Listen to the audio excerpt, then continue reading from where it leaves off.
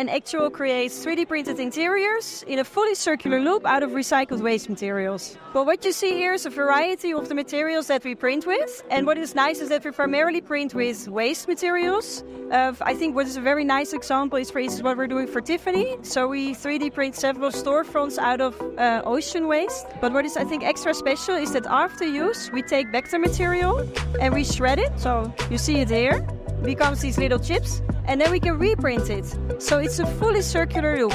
What a lot of people don't know is that actually interiors of stores, they really change rapidly, and it results also in a lot of waste. So our solution really brings a solution for that, because suddenly we can create new interiors all the time from the same material. With every new design, we can make our products smarter because everything is digital. We really combine a digital design feedback loop with a material circular loop. I think what's very new about our proposition is that we combine 3D design with 3D manufacturing and recycling in one cohesive digital ecosystem, and therefore we can really create super circular products. I think that actually the future is really exciting. Suddenly now we can continuously create new interiors and really respond to changing trends, which is of course what a lot of the luxury industry is about, but then do it in a very sustainable manner.